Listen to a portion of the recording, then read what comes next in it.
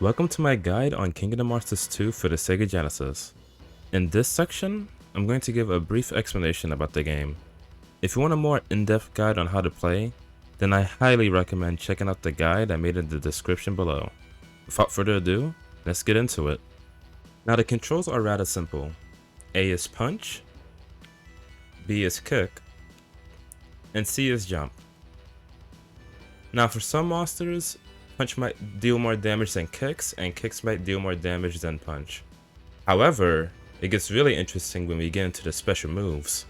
To perform special moves, you usually have to do a motion and then press the button at the end. So in order for me to perform laser breath, I have to do quarter circle forward and then press punch. And in case you don't know what quarter circle forward is, that's pressing down, down forward, and then forward and punch at the same time. Or you can press forward and then punch. Let's talk about items. Now for this run, I'm going to set the items to off. And the reason why is because when the items are on, you realize that your HP bar is a bit smaller and you don't start with all of your special moves. For example, I am not able to do teleport with Huge Frogger right now. But by collecting power-up icons across the stage, not only will it increase your max HP, but will also increase the amount of moves you're able to do. Or I should say it will unlock the moves that you can do. So if I hit this building right here, it might pop up. And as you can see, not only is it possible to get health from buildings, but I collected a power-up and my monster got a different change of colors. So what this means is, not only did my HP bar increase, but now that I'm at level 1, or I should say level 2, I have access to my teleport. Now like I said earlier, I'm gonna set the items to off because, unlike you, the CPU doesn't have to collect power-ups in order to have all of their special moves and to have the highest HP possible. So if you're playing with items on against a friend, it's fine. But if you're playing against the CPU, then you'll start at a major disadvantage, and almost all of your matches will start with you destroying buildings in order to have a fair chance at the CPU. Like plenty of fighting games, you can become dizzy if you take enough attacks in a very short amount of time. However, there's something very interesting about dizzies in this game, and I'm going to show it right now. So I'm going to perform Huge Frogger's grab, and I want you to pay attention to the damage. As you can see, it did a decent amount of damage. It's not too high, but it is noticeable. But what happens if I perform this grab while Super Gion is dizzy? How about we find out right now? Alright, in the next 1 or 2 attacks he should be dizzy. And now look at the damage of this grab. Now surely you noticed that it did way more damage than usual. And the reason is because, like I just said, if you land an attack against a dizzied opponent, it will deal way more damage than usual. So dizzies is very important in this game, especially since it's very easy to get dizzy as a lot of attacks have a high stun value. And I'm not kidding when I say attacks have high stun value. If you know what you're doing, you can dizzy the opponent in one combo and lead into a lot of damage. Here's an example.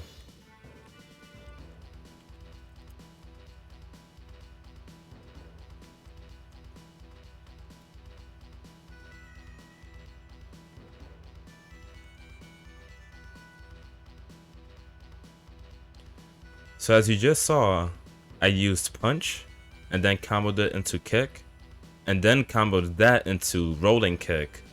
Or I should say, I think the name of the move is flying flip kick, and it dizzied Super Gion and allowed me to grab him for a lot of damage.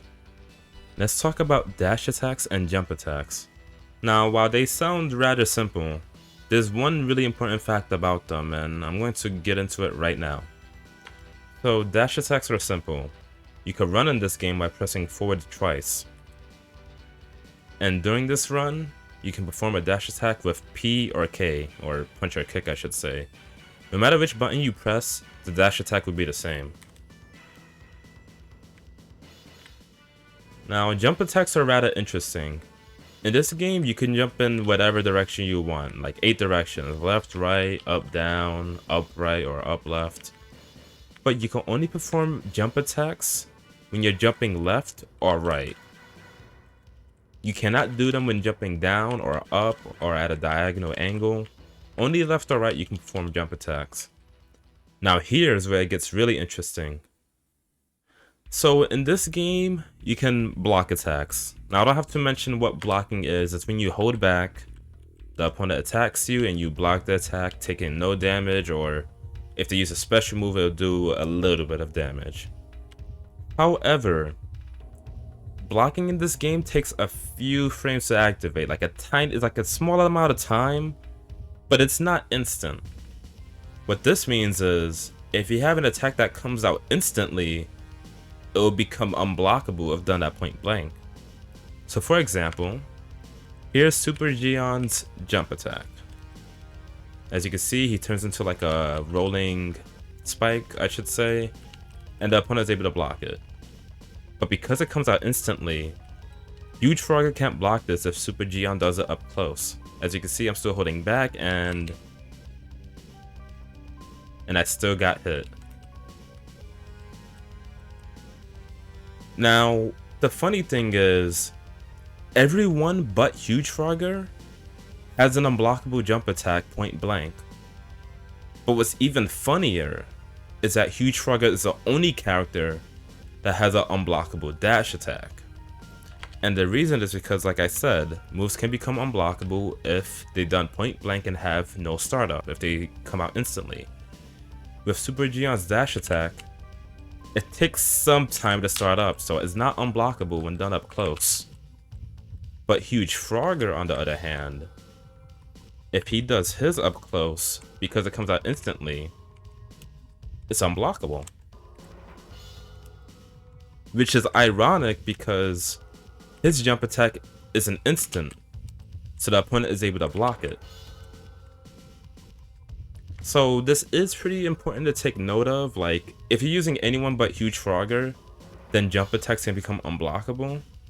And if you are using Huge Frogger, then dash attacks become unblockable.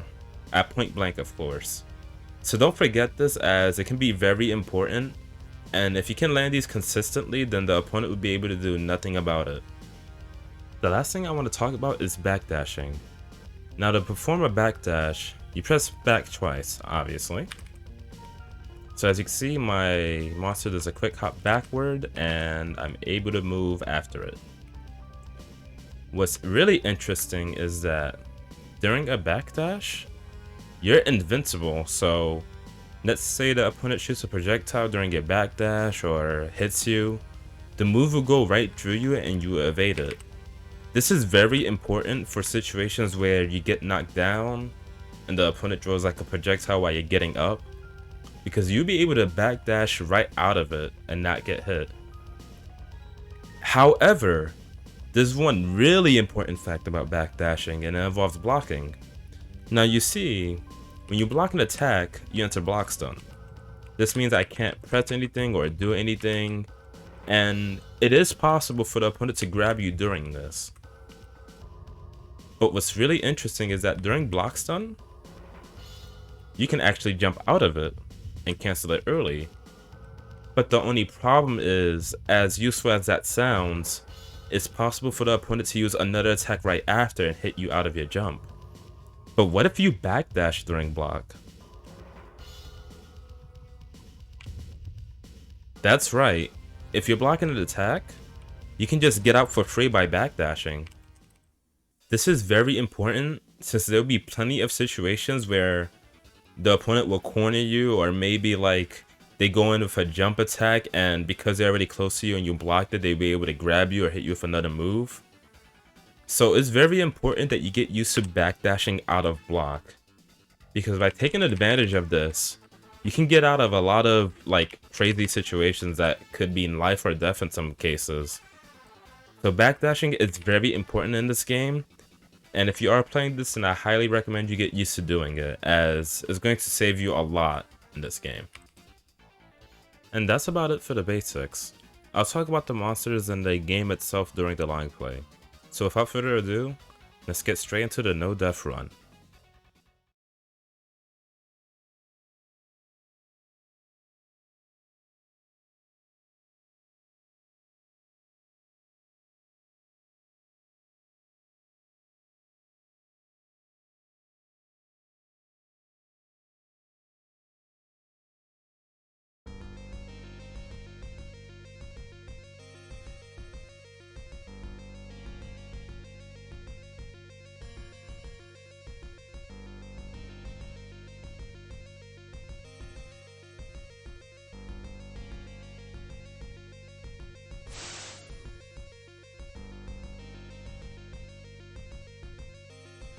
Okay, welcome to my no death run of Kingdom Hearts 2 on the Sega Genesis.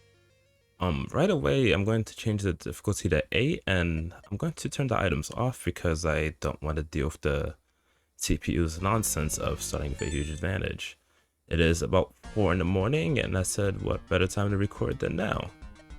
And as for the characters, we got Super Gion, Atomic Guy, Cyberboo, Huge Frogger, Eiffelite, and Clawhead, Beetlemaster, Aquaslug, and Levicus. I could have recorded this at a better time, but it's usually really loud in the mornings and at night, so I figured that I might as well do it now. If that makes things worse, please let me know, and I apologize in advance. Now, the first opponent is Atomic Guy. I hope I recorded a guide section earlier. If I did, then I don't have to explain the controls, unless you skipped it for whatever reason. But if you did, you can always check that out, in case you're confused on what's going on. Now, before I talk about Atomic Guy, I need to talk about the difficulty 8 itself. So outside of the CPU dealing more damage, which is really freaking stupid, they also play way better. Obviously they play way better, and the reason is because they can do combos consistently. I've seen them do combos that I didn't even know was possible, and I said, okay, let me try that combo myself. And I have. It is definitely possible, but it is very difficult. And of course, it's the computer. They have no feelings. They don't care how you feel, so they would do this with the greatest of ease. That might be a reference if someone knows what I'm talking about. Anyhow, so Atomic Guy, he's a really interesting character. Up close, he's very dangerous. While he does have tools to zone you from full screen with Neo Geo Ray and Atomic Cutter, two of his projectiles, his special move, Run and Punch, is like a Wrecker. You gotta perform it 3 times to do it. When he performs this move or combos it from a punch or a kick, you're probably dead, because the move alone, if he lands all 3 hits, can deal half of your health since we're on difficulty 8. So I'm getting opened up, but it's fine. He has no health. He should go down soon. And I should mention now that this run isn't perfect. I think I'll lose a few rounds. Like, I'll lose a round to one monster and maybe another round to a different monster. But I do finish the game without dying, and that's what counts the most. So I finish him off with the grab there. Now, in the next match, I'm going to be explaining what I'm doing against these CPUs, because I don't know. I sound really lost, but trust me, it's easier than it looks, and maybe I should have recorded this at a much better time. Anyhow, so this is Super Gion. What makes him really unique is that he has some really good tools for poking the opponent. And what I mean by that is, like, from mid-screen he can hit you with his kick, that tail attack right there has a really good range. Or he can even use his, by the way, that move is awful, do not ever use it. He can use his Geo Sword, which he pulls out a horn from his head and he can poke you with it or throw it at you, dealing some decent damage and stun. And I got the Dizzy. I'm really surprised I didn't finish him off, but that's okay, because this is a commentated run and I already know that I won, so I have nothing to worry about. Now, That move Super Gion just did that I said was awful when he jumps up in the sky and comes down. It's called Earthquake. You should never get hit by this move. It's an unblockable, but it takes 40 years to start up. So that means you can jump right when it lands, because even though it's unblockable, you can jump over the move. Now, how am I dealing with the CPU? Well, the answer is very simple. When facing them when moving left and right, it's very dangerous. They would just input read you and you just have to hold that. However, by treating this game like a beat 'em up in a sense and coming from the top or the bottom, it becomes very easy to expose them for who they are, because they don't know how to deal with an opponent coming from above or below. They don't like blocking when they come from this angle. So what you see me do for most of the run is staying above them or below them in order to do a kick into a flying flip kick right when they walk into my hands. And as you can see, it worked out well. I won 2 rounds against Super Gion and there was nothing he can do. And that will soon bite me in the back, as I'll start to get overconfident trying to do some combos later, when I should really just keeping it simple and just letting kick, because Huge Frogger's kick, I don't know if I mentioned this in the guide, but there's a debug cheat which, when you activate it and go into like versus mode or versus the CPU, it allows you to see the stun values of all of the monsters. Like you see a number under their life bar and it'll show a number, show like maybe 40 or 50. It depends on the monster you're using or facing. And you see the stun number go up depending on the attack you're using. Now, Lavicus has the highest stun in this game. He has 50 stun, and for reference, Huge Frogger's kick deals 20 stun. So it only takes 3 kicks to stun Lavicus. So you can imagine that if it takes 3 kicks to stun a monster with the highest stun in the game, it will only take 2 kicks to stun some of these monsters in the game, as there are a few monsters with 40 or less stun points in this. One of them happens to be the one I'm facing now, which is Aqua Slug. Let me talk about Aqua Slug. So what's interesting about Aqua Slug is that he's a zoner in a game that's not really good with zoning. What that means is he wants to stay full screen away from you and shoot nothing but projectiles and keep you at bay. He might hit me with one in this round, I do not remember, since I have not watched this recording since, how can I say this? I recorded this a few days ago. I muted my mic because I tried to commentate and play at the same time, and I couldn't stop cracking like an egg. I tried to explain the game while playing and I started to drop combos, and sooner or later I would lose. I got frustrated, so I said, you know what? Let me stop talking while playing, let me focus on my game, and let me actually beat the CPU. And that's what I did, which is why I'm talking over this already recorded run. So yeah, Aqua Slug, he's supposed to be a zoner. As you can see, he has a lot of projectiles. He inflated me. Don't get any ideas about that. But the problem is, in this game, it's kind of easy to deal with projectiles, because even though Aqua Slug has a 3-way projectile, it's rather easy to dodge and block, and it does take him some time to move after using the projectile. And the biggest problem with him is that when he's up close, the only thing he has is a decent grab, and outside of that, he doesn't really have tools for dealing with opponents up close. He wants to stay full screen. But the way this game works, staying full screen isn't very strong. It's not useless, like you can do it if you use Aqua Slug, but if it's not awful, then it's very boring at the very least. Now this is Huge Frogger. You're gonna see something really funny come up. Now, I'm glad I get to talk about this guy because I didn't get to talk about his grab. So as you can see, when I use his grab, I usually deal about 3 grabs in a row. You see him fly up.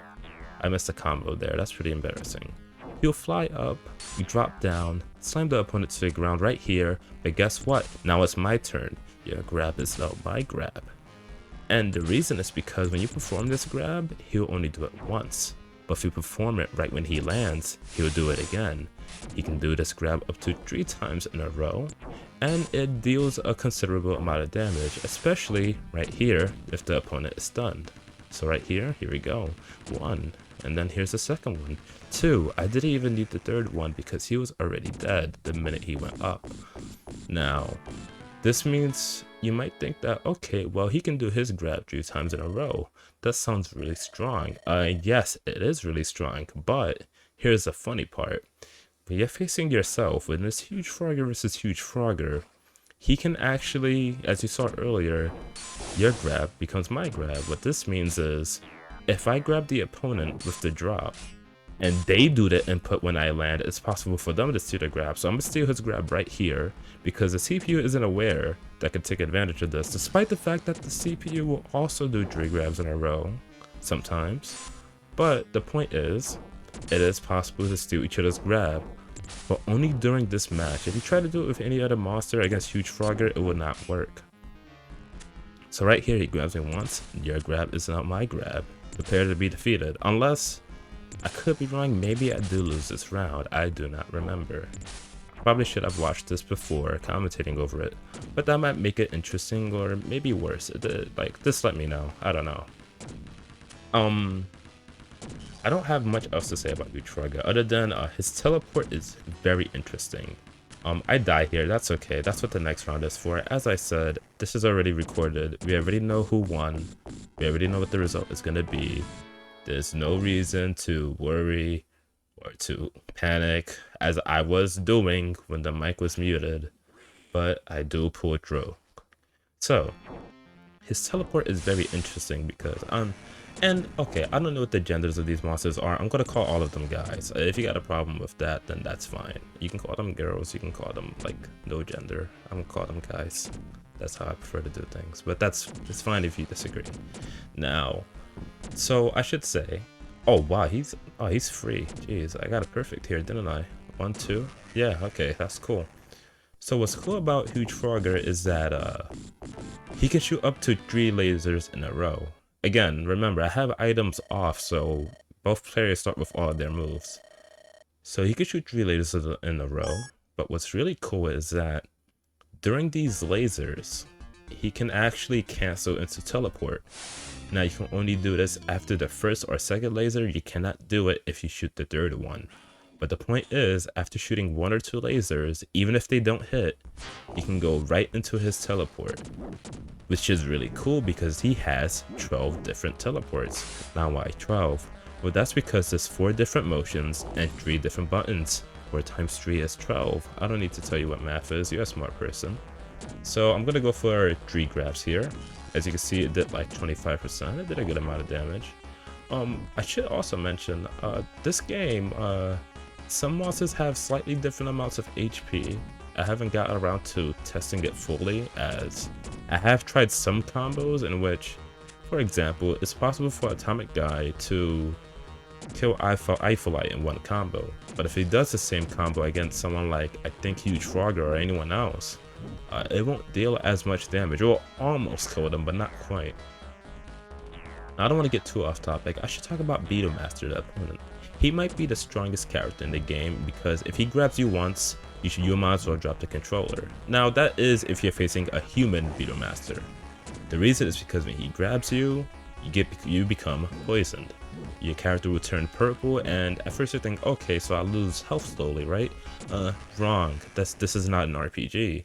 What really happens is you move slower, your jump is slower, you cannot use special moves, and most importantly, you cannot grab, and he can refresh the duration by grabbing you again. So what happens is, he grabs you, you can barely move out the way, he gets close, doesn't let it grab, you're poisoned again, can't get out the way, he grabs you again, and then all of a sudden it feels like you're not playing a game anymore. It feels like you're in some kind of Wario World, some Wario Land micro game where you're playing a mini game of, guess what he's gonna do next? Oh, that's right, he grabbed me again, I lost the game. But thankfully this is the CPU, and as you might have noticed, he likes doing a lot of tornadoes. Now, I thought tornadoes were awful in this game because they have huge startup, they take way too long to perform, and it's possible to hit him before or after the tornado happens. However, there has been a moment where, you see, when you win a round, or when you lose a round, whichever it is, you can't move or block, obviously, because the round is over.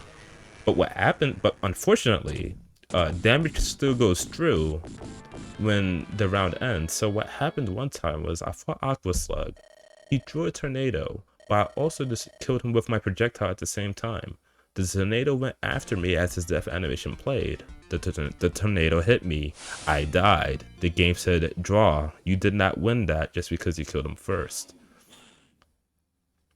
The less I say about that, the better, because if I sound, I'm sorry if I sound out of it, but I don't want to have an aneurysm right now.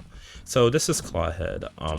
He's a really simple monster to use. I feel like I didn't talk about Beatmaster too much outside of his grab, but that's because all you have to do with Beatmaster is his grab. It's way too strong, but maybe I'm wrong and I'm just bad at this game. Of course, at least maybe against a human. Against a CPU, I can free them up if I'm focusing. Unless I'm commentating at the same time. Thankfully, I'm not, because that would have been a mess. Anyhow, this is Clawhead. He doesn't have too much, but he's very easy to use. What you want to do with Clawhead is you want to punch. Usually, like, punch into itself is a really good combo. And if he gets a dizzy, he can do 2 of his most strongest moves. Now, this is where I say Huge Farga's grab, despite it being strong, it's not the strongest grab in the game. That goes to Clawhead. He has a grab that does an absurd amount of damage, especially if the opponent is dizzy. However, there's a drawback. Not only does it deal recoil damage to himself, it does about like 15 to 20% to his own health, but also deals a lot of stun to himself, so it is possible for him to stun himself if he took damage previously. However, it does deal explosive damage, and he also has there's a move right there, those 5 projectiles. If he does it point blank and you get hit by those, you are probably dead, especially if you're dizzy.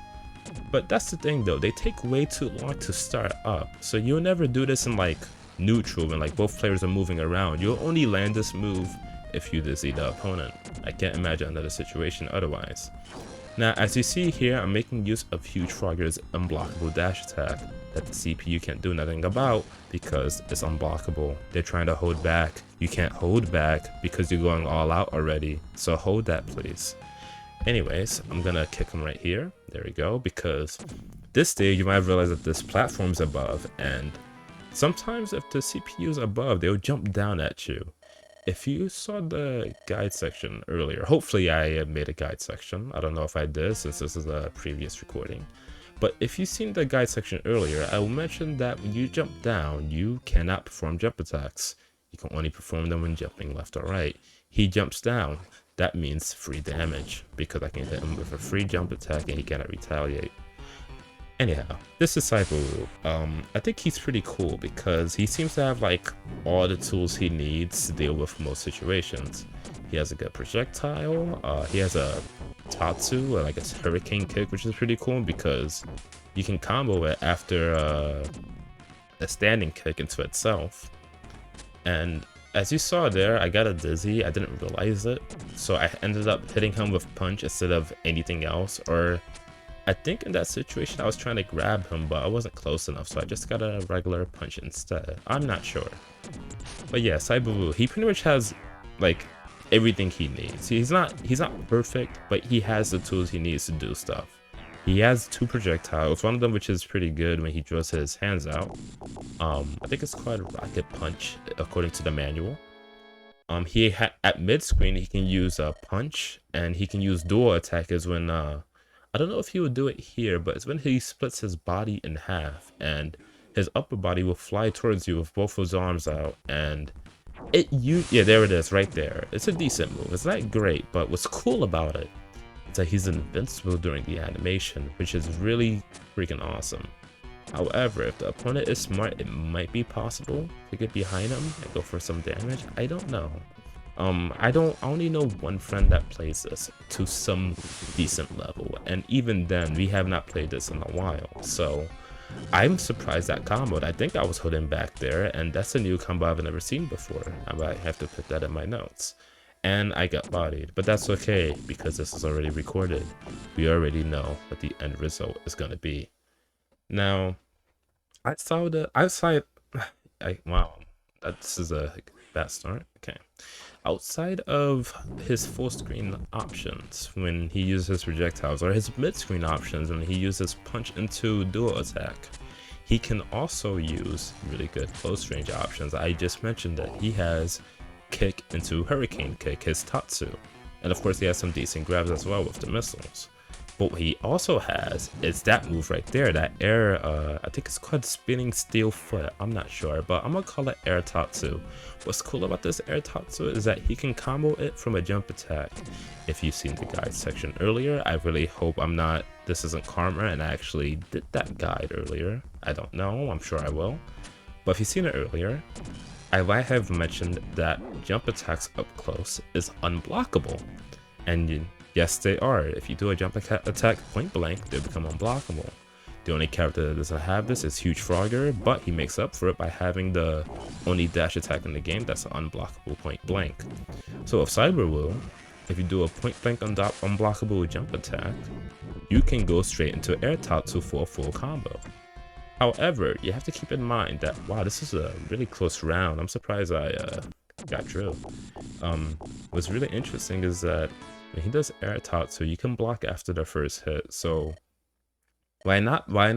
Oh man, this is again, I apologize in advance. I hope I'm not I can assure you I'm not like drunk or stoned or anything. I'm not into that stuff, but I don't know, maybe I'm just really sleepy and I should have had breakfast.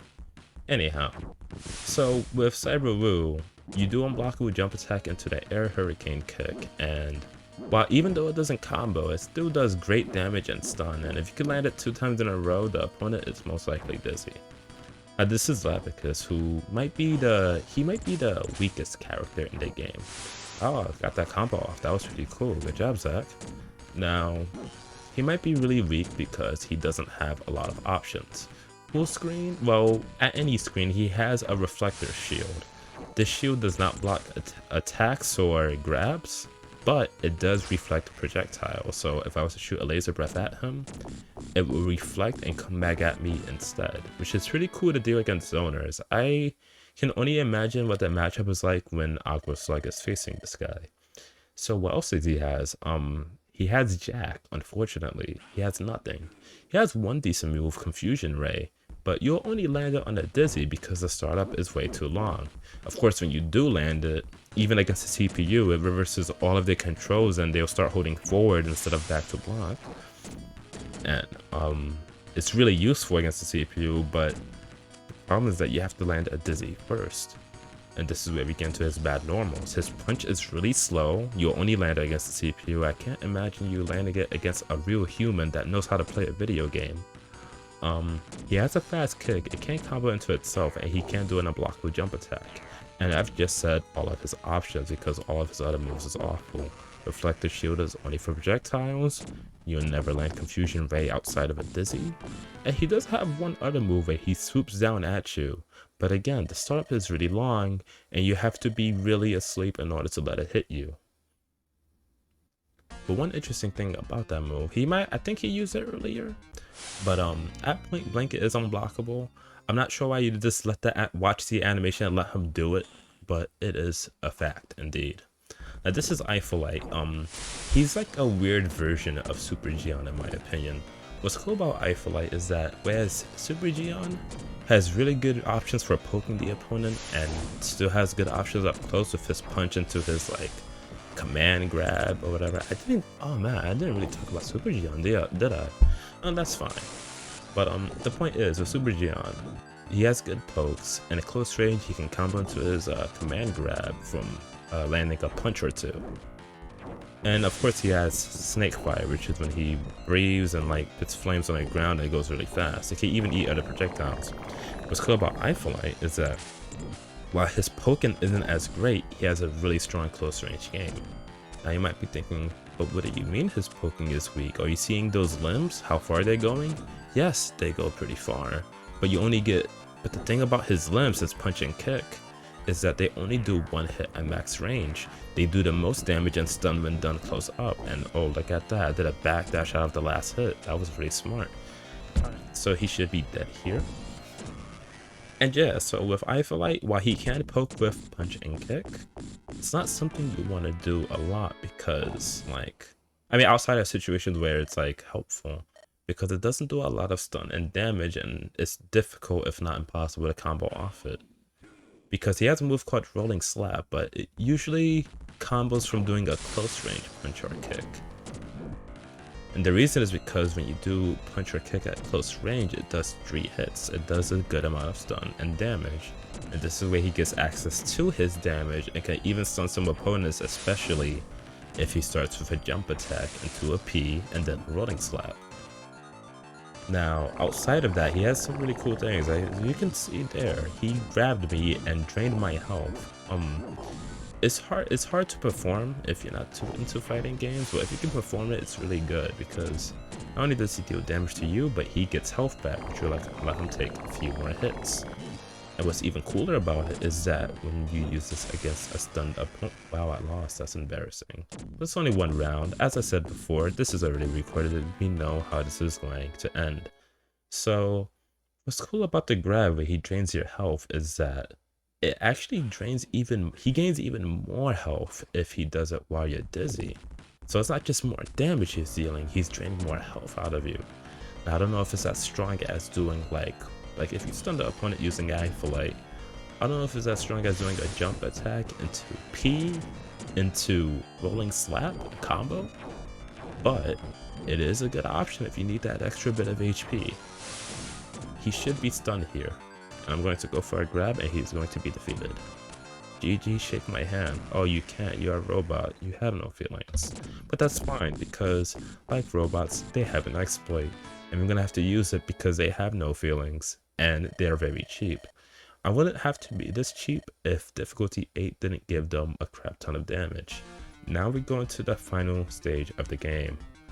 Now this is a mirror match. If you have items on, it's still awful, especially since this stage has no buildings and you have to hit enemies for power-ups. At least so I think. I could be wrong. Maybe you start at max power with the items on. I don't play with the items on because that's just pure torture and there's nothing to gain from it. It's not fun to walk around the stage hitting buildings for the first minute of the match just to find a power-up so that you can actually use your character. However, I think it'd be fun or interesting in a human match, but there's no way I'd find it interesting versus the CPU, as they start with all their moves like I said earlier, and it's just a really stupid experience. So in this mirror match, from what I noticed is that I don't know if the CPU is more aggressive. They seem to play the same. This is the final boss, by the way. It will always be facing yourself, despite the fact that you already fought yourself earlier. But one thing I noticed about, I think I'm dead here. Yes, I am, but that's okay.